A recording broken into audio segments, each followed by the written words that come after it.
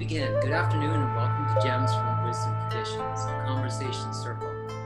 I am honored to be your guest host today. I'm David Sanders, a longtime faculty member at Still and Moving Center and fellow participant in this wisdom circle.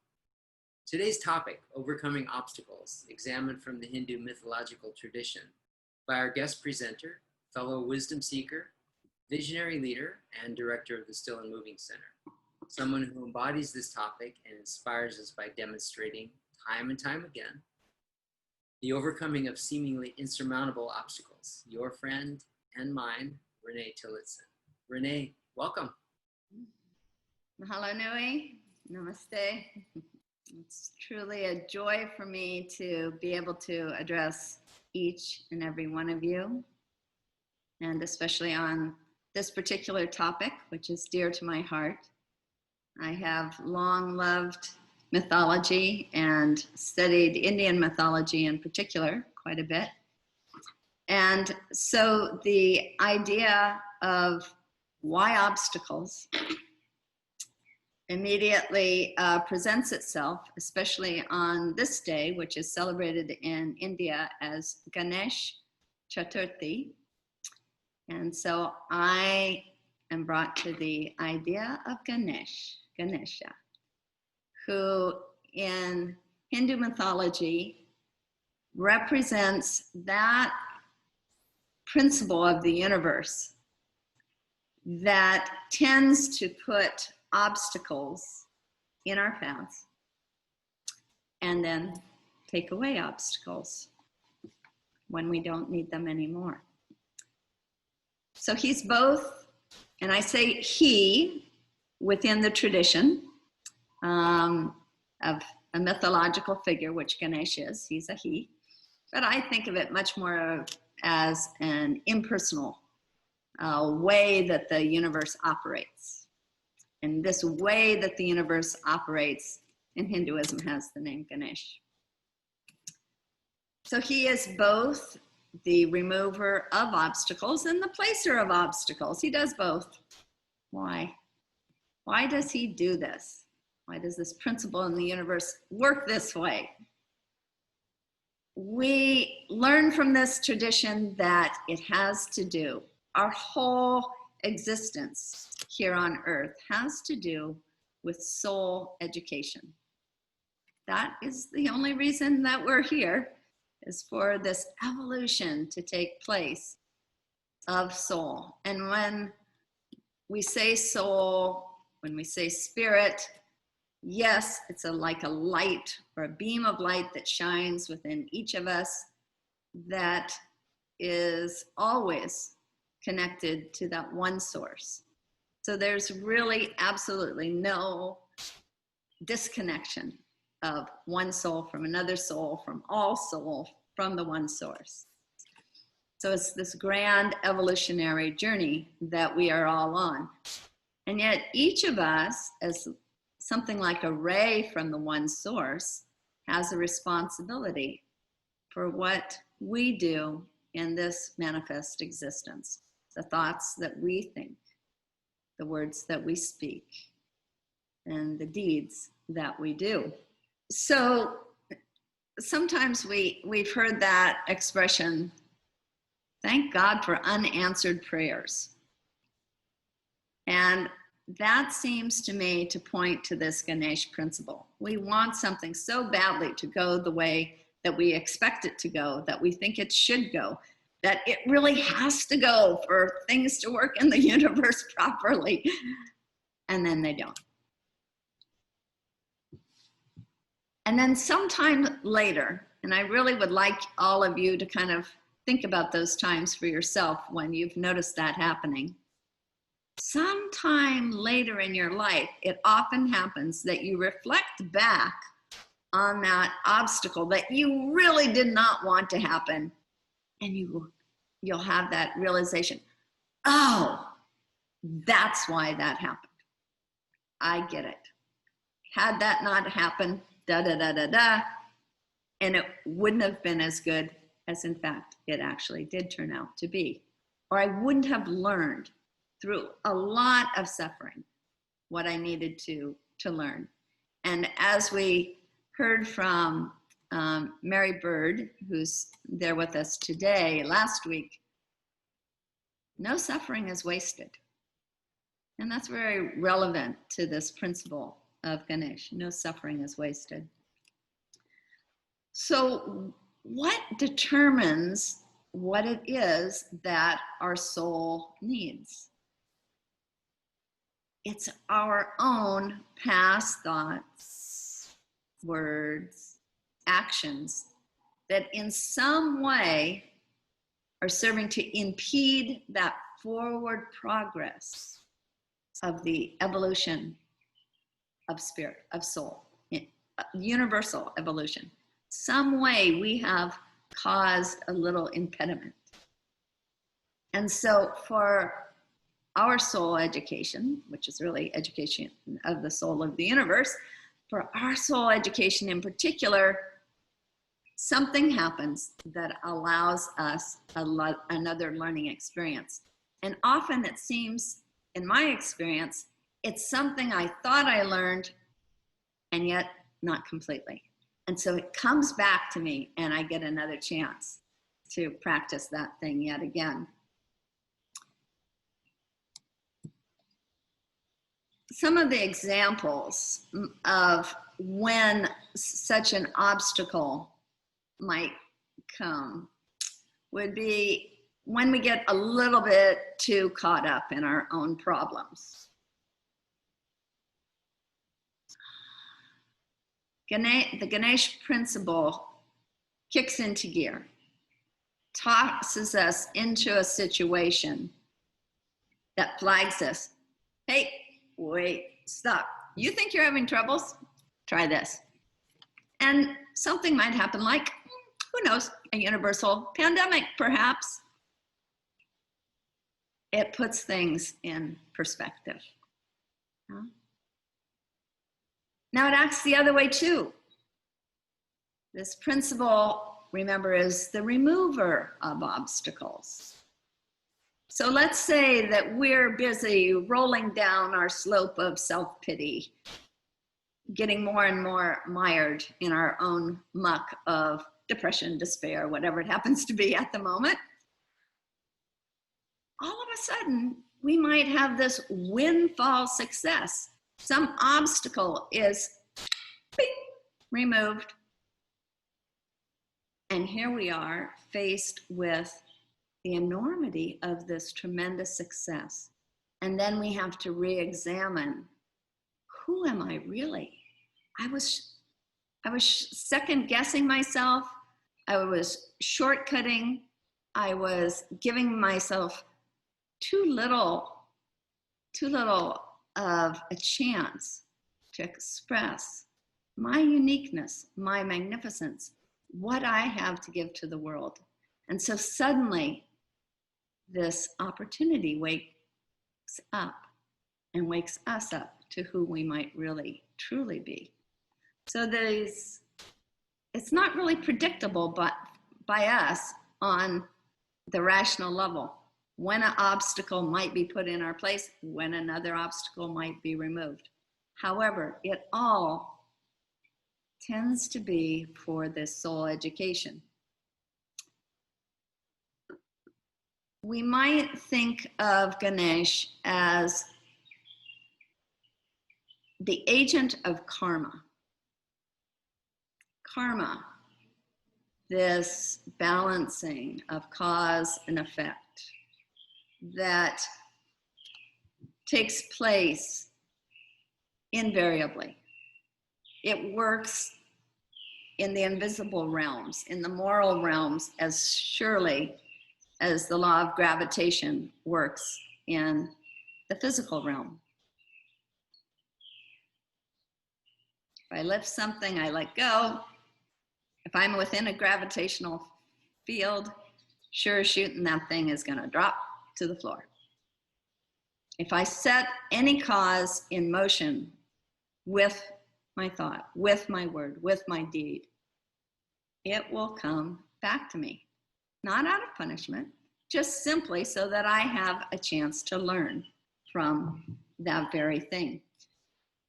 And so it's very relevant that Ganesh is pictured with the head of an elephant. The elephant never forgets. So any cause that I set in motion, no matter how far back, will be remembered by this elephant-headed principle of Ganesha who never forgets. And when the right time and place are there, that will come back to teach me at a soul level. So it's always there waiting for me. Ganesh is also the one who does the most work with the least effort. Why? Because he avoids ever placing obstacles in his own way to begin with. And he perceives the direct, most effective course of action. The story goes that Ganesh had a brother named Kartikeya. They were both the sons of the great Lord Shiva. Shiva first asked Ganesh's brother, Kartikeya, to summon all the gods to a great puja, a great ceremony that Lord Shiva was planning to have. So Kartikeya, riding his peacock, which is his vehicle, starts traveling around the universe, going to each of the gods and telling them that they are being summoned to Lord Shiva's ceremony. Well, Lord Shiva very quickly realizes that the approach that Kartikeya is using isn't going to begin to summon the 33 crore gods. Now, that's 330 million gods that are supposed to be summoned that Kartikeya is individually going to invite.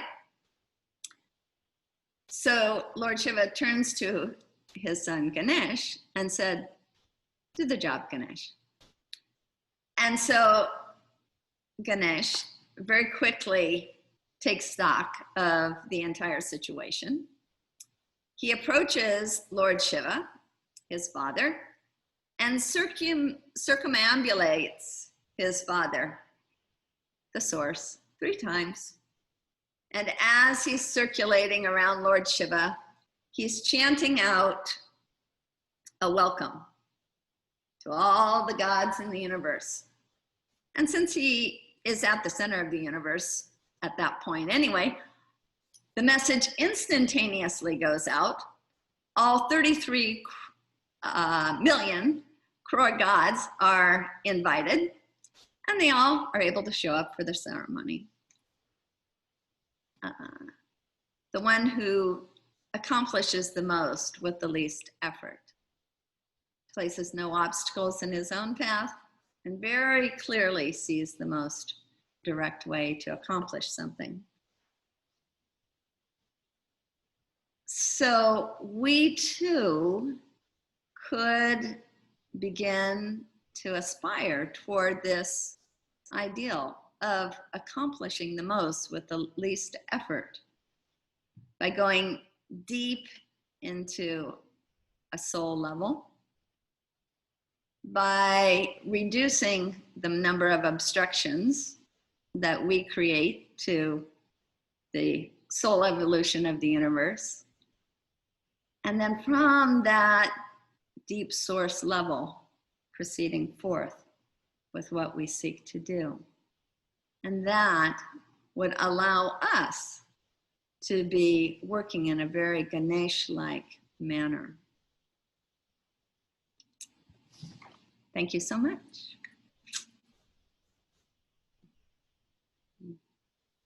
Thank you, Renee. At this time, we'd like to open the circle up for other participants to join in on the topic. What comes to mind for me is I would love to hear some personal examples of how the Ganesh principle has educated one another's soul level.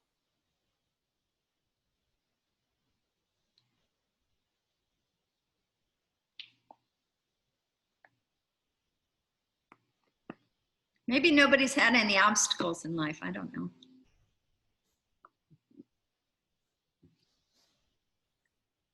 While people are putting their thoughts together, Renee, something you said near the end there reminded me of this notion about being in the zone, reducing obstacles, creating this fluid state of flow, effortless movement. I'm just curious if you have any thoughts on how one goes about that. I've been giving it a lot of thought, actually.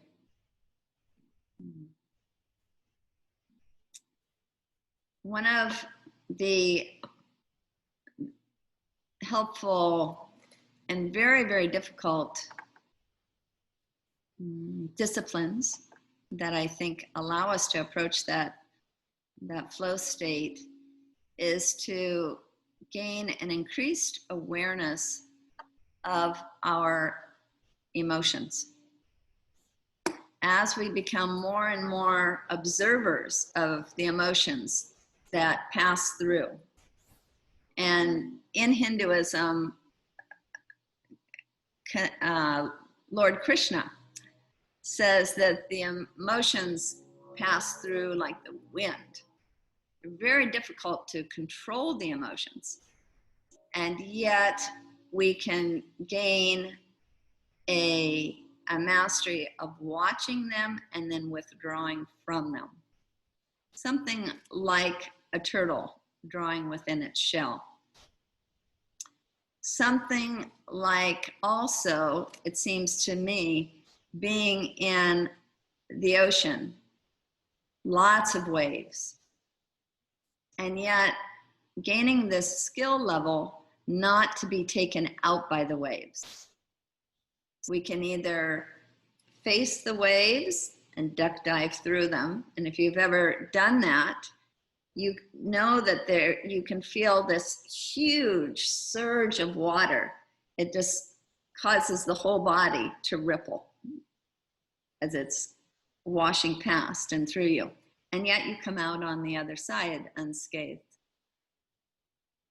Sometimes if the waves aren't too big, you can just turn sideways and jump over and through them. Sometimes if you're really skilled, you can turn around and catch one and ride it in. Any of these ways of handling the emotions masterfully, to me, allow us to maintain very clear lines of consciousness. We're more able to choose our thoughts. And as we choose a thought that we want to consider, I've been thinking of this concept of the Ganesh principle. Yeah? Our thoughts become such a steady line that a lot of chaotic emotions don't even bother to interrupt it a lot of times. The thought is just being able to continue through, almost like a train or an arrow, and the emotions just are left behind. So those are some thoughts that I have on that flow state, so that the emotions don't become obstacles to us of keeping clear-minded. When I think about obstacles, I feel like those races where you put those obstacles that you can jump higher and then become stronger, and then you have to go very, very fast to jump. And then without those obstacles, you don't build that kind of stamina, that kind of resilience, so if you say, well, you're putting obstacles, so you are mean to me, you are horrible, why did you put those obstacles there? But without those, I won't be able to be that resilient, that stronger. So the better the athlete is, better they are able to climb on those or jump over those obstacles.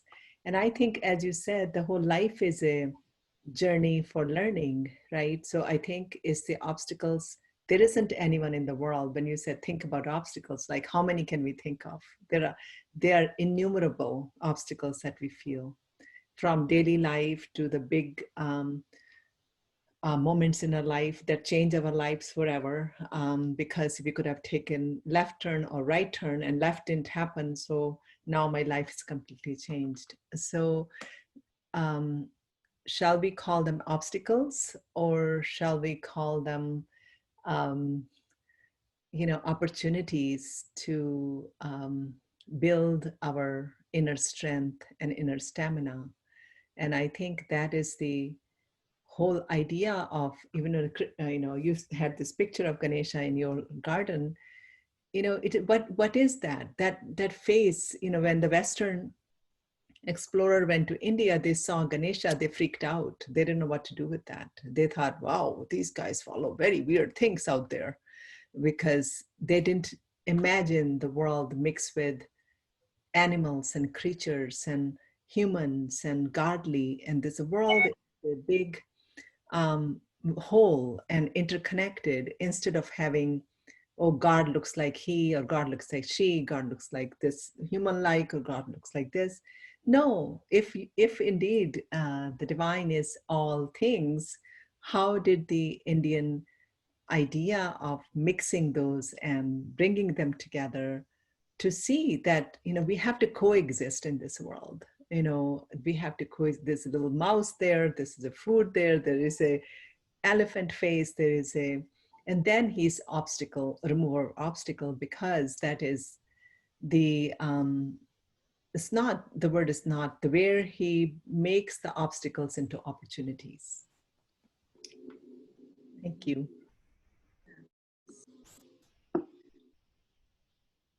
Though, do you have anything in particular that somebody else might have, or you in a previous period of time might have seen as an obstacle to you, that did turn out to be a tremendous opportunity? Like I said, many, but the one was life-changing. I got admission into a high officer job in India, and was like cream of the crop. And then we found out unexpectedly that exam was canceled, and I was left with nothing, where I had to study 16 hours a day for 6 months. And I mean, I gave my all, but highly competitive, highly competitive. And then within 10 days, I got a ticket to Italy to come as a student, to be on an interfaith project. And then I came to the US. Otherwise, I would not have done it. So, I mean, that was that time seemed like the sky is falling and life is just finished and there's nothing left. I don't trust the human race. I don't trust the system. This is all corrupt world. You say, oh, I see why this happened. Otherwise, this turn would not have happened. Thank you. I can maybe say something.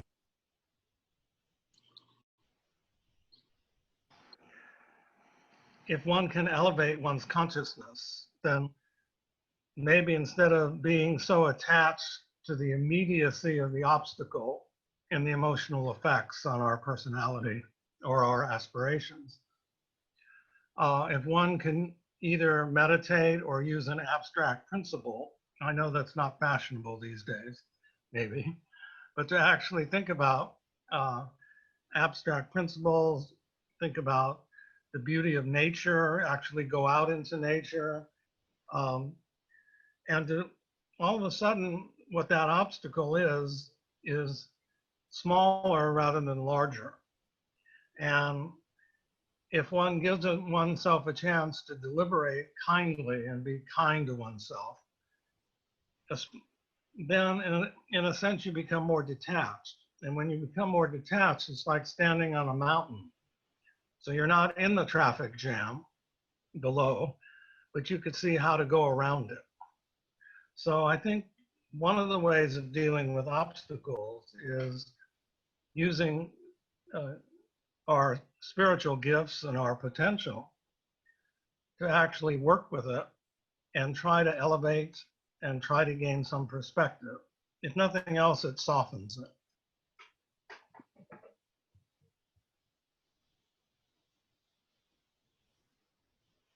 Maurice, you just reminded me, harkening back to Renee's analogy of the wave, about letting go of the ground underneath you, because if you just stand with one of those waves approaching you and you hold your ground, you're likely to sustain some damage. But if you just let go and surrender yourself and flow with the wave. Thank you. You asked for personal examples. The one that stands out in my mind over that you could say changed the course of my life.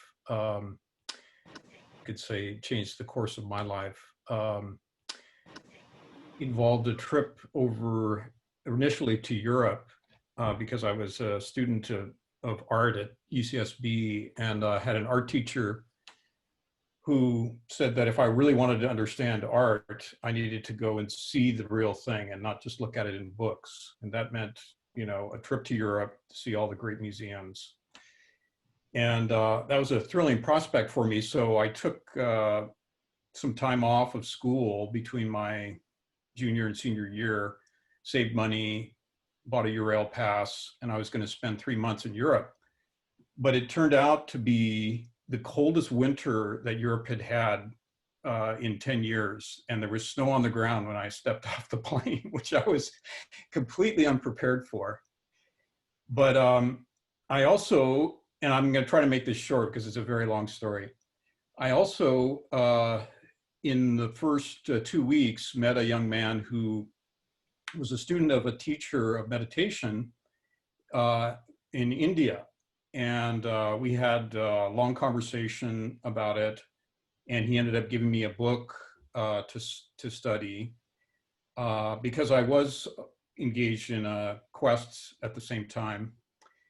And I ended up after about 3 months in Europe, taking a trip overland to go to India to visit this teacher, which, you know, I was completely ignorant of all the obstacles to doing that at the time, including the fact that the Middle East was in a complete revolution. And I was going overland, so I had a direct confrontation with it. So I had money stolen, I had my life threatened, I had, there was points at which I didn't know how I was going to go on in terms of travel, but I somehow made it to this teacher, and which was a small village in northern India. And, but what I found out on my first day in this village was that you could only, Americans and Europeans were only allowed by invitation. So I was not allowed to be there. And, but I did have an opportunity to go and speak to the teacher himself, who was this, you know, magnificent man, Sikh guru, the white turban and long flowing beard and sparkling blue eyes. And it was out in the middle of this field, and he was in this, you know, under this big tarp tent. And it was the whole thing was very magical to me. But so he asked me, you know, who I was, and I briefly told him my story. And all he said to me was, well, you should go home. So, you know, this was like a 3-week journey overland to get there. Having lost, I was basically penniless and had walked actually the last several miles to get to the village because I didn't want to pay, I didn't have the money to pay for a ticket. And then I was told to leave, you know. And, but, you know, I wouldn't trade that experience for anything, because, you know, what happened before and after just completely changed my picture of what the world was like. And when I finally returned to Santa Barbara and re-enrolled at UCSB and became involved in the community here, I met the man that I expect that I would call, you know, the greatest spiritual teacher that I've ever met in this life. So, you know, there was a whole series of obstacles that seemed like defeats and, you could say painful experiences. And yet there was enormous enrichment there. And it all serves to, create the kind of human being that I think of myself as being today. Okay, let me share the true story of my life. A large image of Lord Ganesha.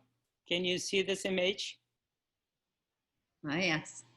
Yeah, look at from his forehead to trunk and all four hands and his feet and a book next to his feet and a small rat, which is his vehicle.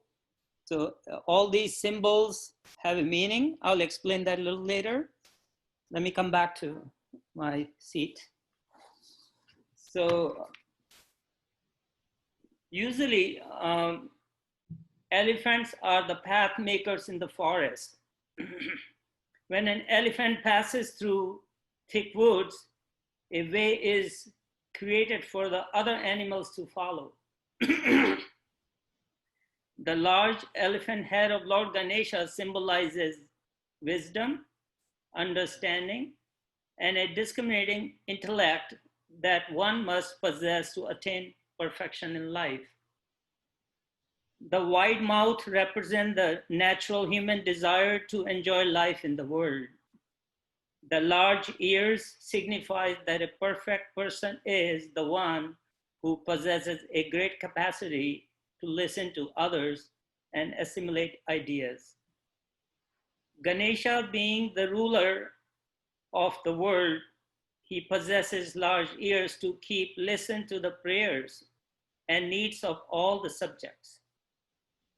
The two tusks denote the two aspects, one of the humanity, personality, wisdom, and emotion. The right tusk represents wisdom and the left tusk represents emotions.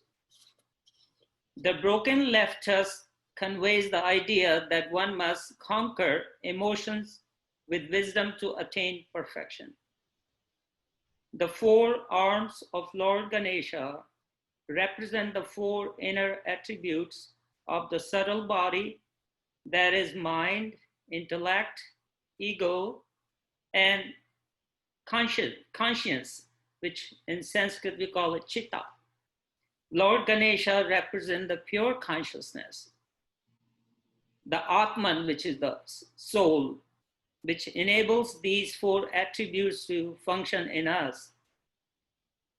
The hand waving and axe is a symbol of the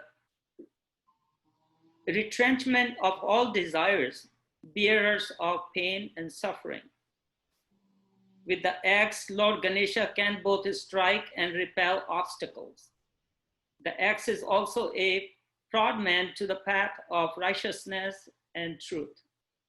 The second hand holds a whip, symbol of the force that ties the devout person to the eternal beautiful beatitude of God.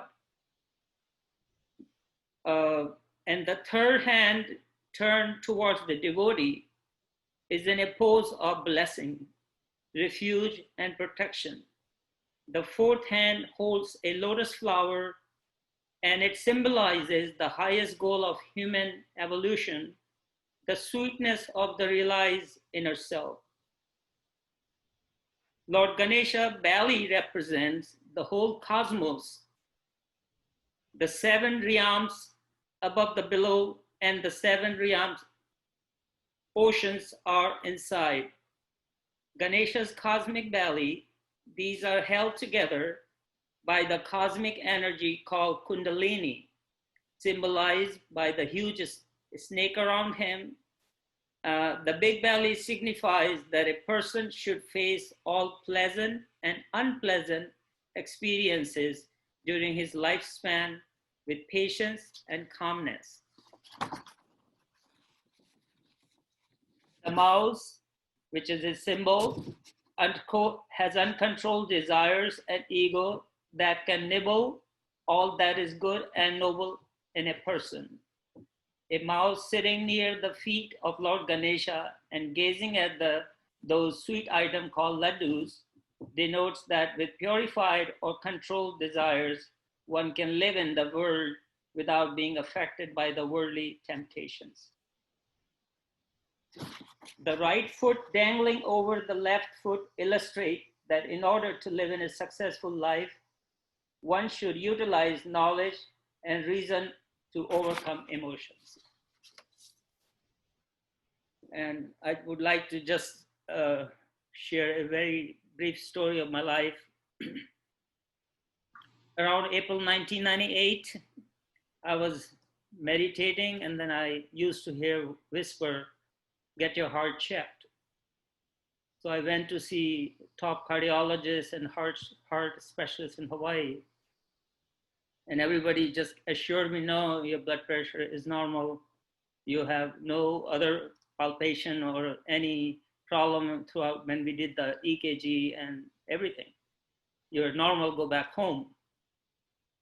Many times I heard the same whisper, no, get your heart checked. So one day I admitted myself purposely to ER at Kapolani Hospital. And the doctor performed all the tests again and EKG and didn't find anything. He said, everything is normal, you go home. So I was kind of thinking, who is right? God is right or the doctors are right? So I kind of begged him, can you refer me to the top cardiologist in Hawaii? So he gave me the referral. And the next morning I went to see Dr. Neil Shikuma, Kapilani. He's one of the best cardiologists in Hawaii. And he did the examination again and he didn't find anything wrong with me. So I asked him, Doc, can you order an ultrasound test? He first kind of denied. He said, no, HMS is not going to pay because all the tests are normal.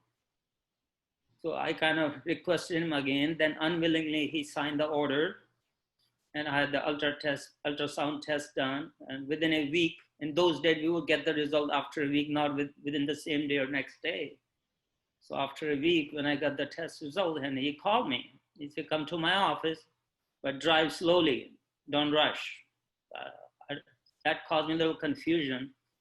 So when I walked to his office, and then he and his nurse were standing at the door and just go like this. So I thought he was greeting me. But then he said, I'm bowing to you. I said, for what? I'm not a saint.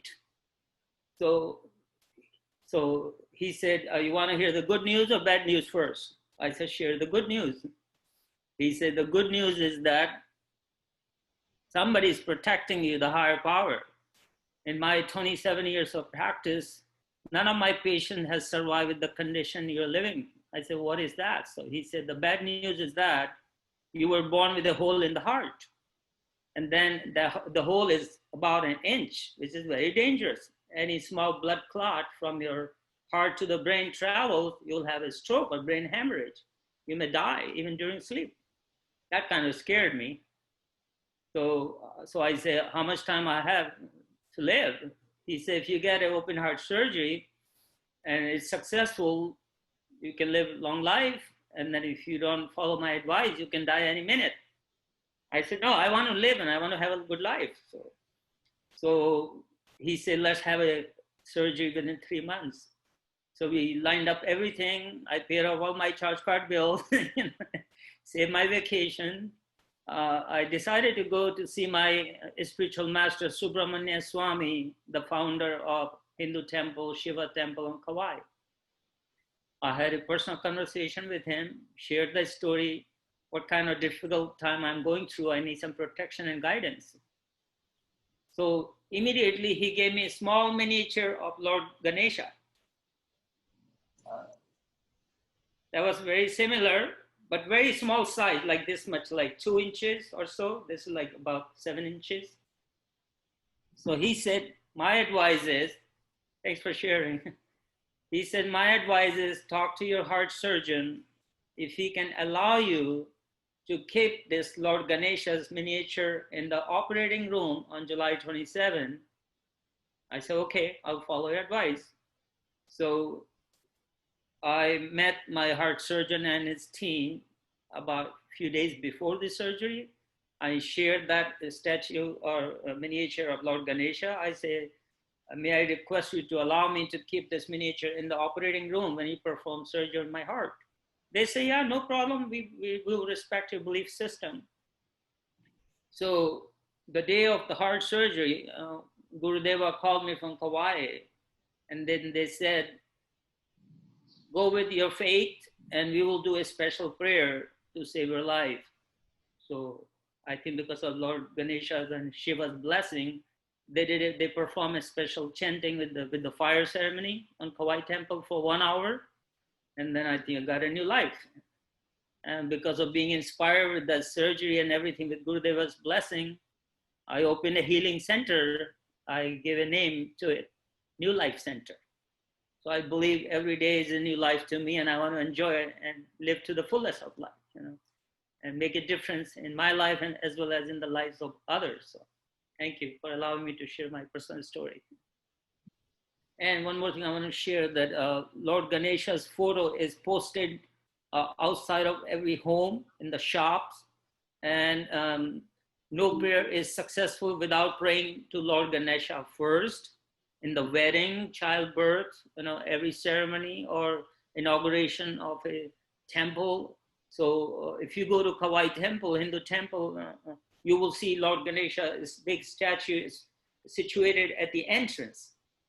So you have to pray and bow and take permission or blessing first before you visit other shrines, or other deities. And thank you very much for that story. That's very inspirational, Rajkumar.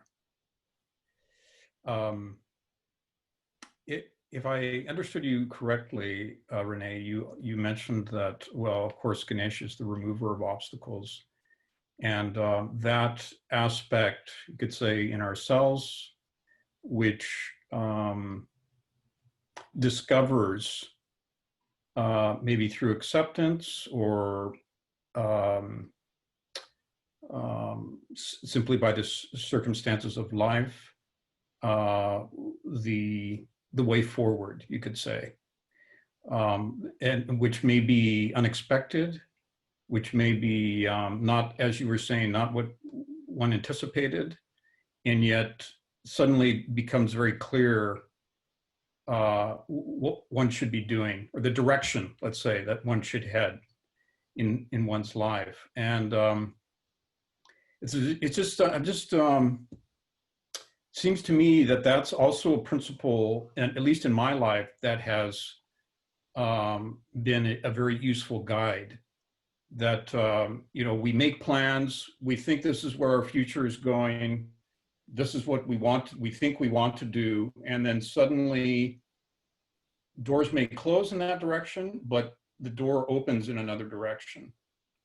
And I just wonder if you could comment on that. Learning to accept that that life may have something else in store for us than what we originally thought was the case.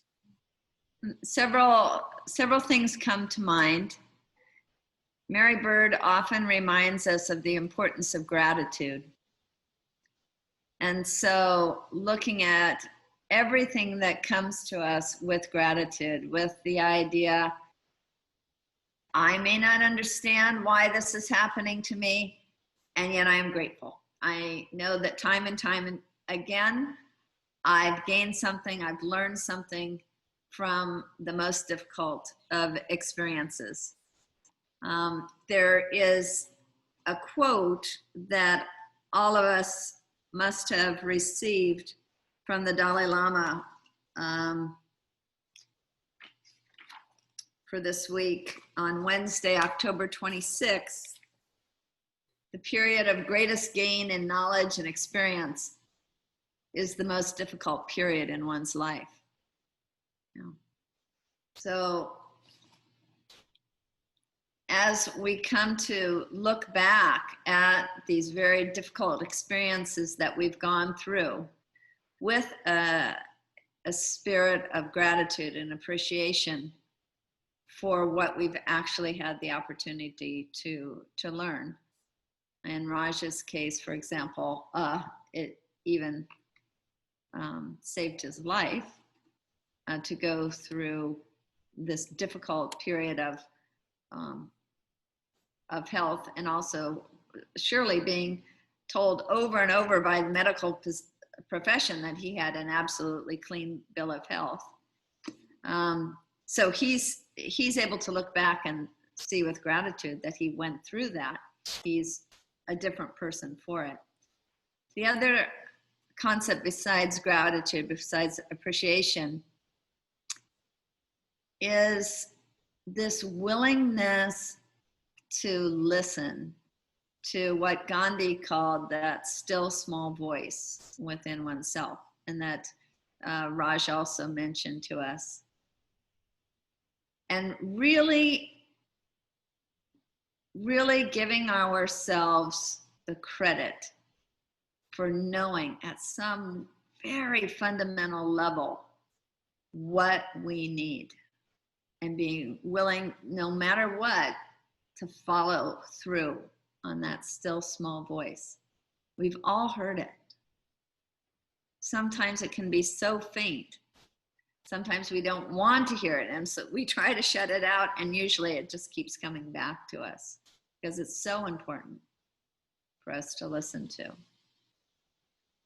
And I think that's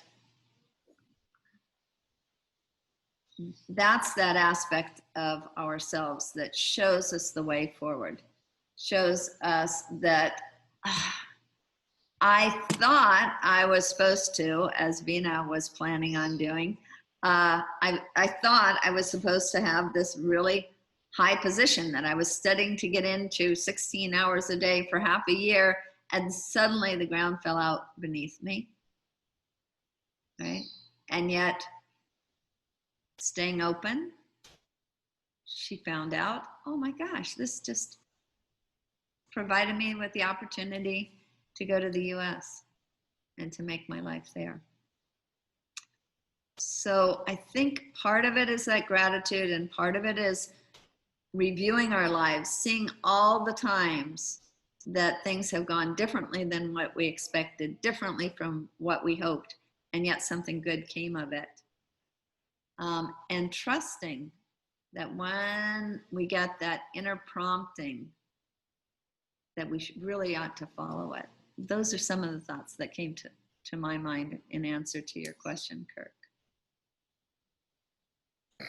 So, I came to Hawaii in 1965 as a 20-year-old track star from San Jose State College, where I ran with Tommy Smith, the man who gave the Black Power salute at the Olympics and was vilified for life. And I had that spirit of the 60s in me. But in Hawaii, you have to work hard to stay here as a young person, especially in the middle 60s. So I became a young businessman in Honolulu and did well until I was 27, at which point everybody was having way too much fun being hippies. And I was a serious young businessman. So somebody said, you ought to give all this up and go take a yoga class at Church of the Crossroads. And I did. And it was a wonderful young teacher named Gary Doofman, who taught meditation, hatha yoga, pranayama, and meditation, and complete relaxation, savasana. It worked. It was great. And within 6 months, I was in India with his teacher, Sai Baba. I came back and he said, I'm leaving. I'm never coming back. You are the teacher now. And he introduced me to his teacher, Mitsuo Aoki, who was the head of the religion department at the University of Hawaii, who gave me a job being a yoga teacher. I was really good at yoga, and I've been doing it now for about a year, I suppose, and meditating. And while in India, I became familiar with Ganesha. So I had a little puja set up in my dining room, and I'd sit, and I had this image of Ganesh on one of those mirrored cloths, the Rajasthani mirrored cloth, colorful. And I always burned an orange candle. Well, one day I was cleaning the wax from the candle off of the cloth, and this almost perfect image of Ganesha broke off in my hand. Can you see me and hear me? Yes. Okay, good. So that literally blew my mind. And all of a sudden, Ganesha was my patron saint for being a yoga teacher. In those days, there was no internet. There was no way to communicate that you were having classes other than to put posters up in the 2 health food stores in town, or to intend out into the universe that you were starting a class on Monday and you needed 16 students in order to make it. So I started to do that and say, Ganesha, I need 16 students by Monday night. And inevitably the phone would ring 16 times and there'd be 16 students. Well, my yoga career has spanned from 1972 until today, up until Coronaville.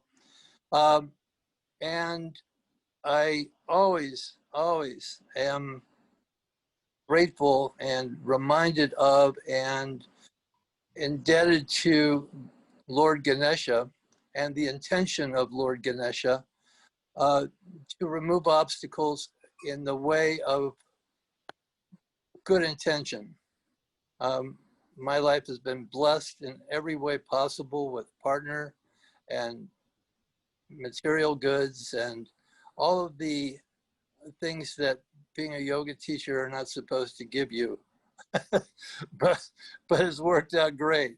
And I wanted to share that little story with you as much to talk about intent, because I think that Ganesha works with your intention to have that obstacles that inevitably present themselves removed from the journey. Sometimes they seemingly are insurmountable, and sometimes they really are. And then that's, as you said, Renee, that's the way it's supposed to be. And later on, you reach the tender age of 75, you go, I get it. Yeah, I see. So that's my story, and I'm not going to go on with it, but I am forever indebted to and beholden to Lord Ganesha and to the entire series of teachers that Lord Ganesha, I believe, put me in touch with. And I was able to literally bring them to Hawaii. I'll just give you a quick litany of them. Swami Satchidananda, Swami Muktananda, didn't bring Sai Baba here, Indra Devi,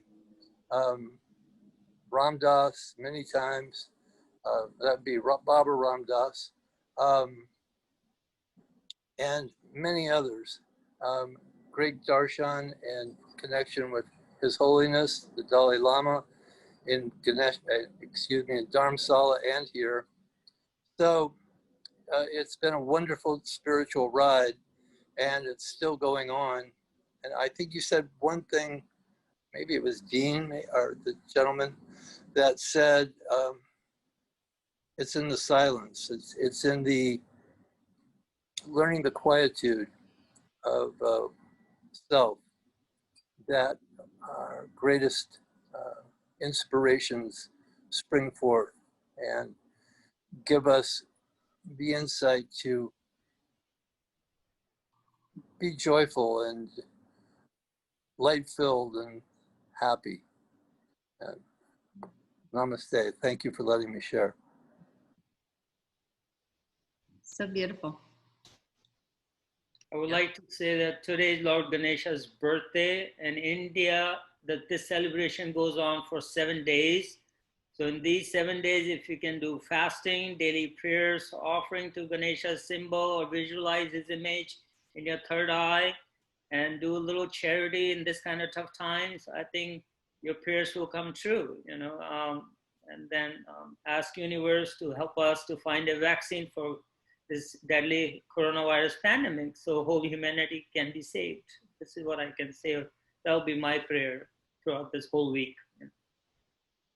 Well, if I could just add to that, I really appreciated Renee's presentation, sparkling, luminous, quintessential, and very, you could say, non-sectarian, sort of, you could say non-denominational understanding of the nature of the Ganesh principle as a principle of life.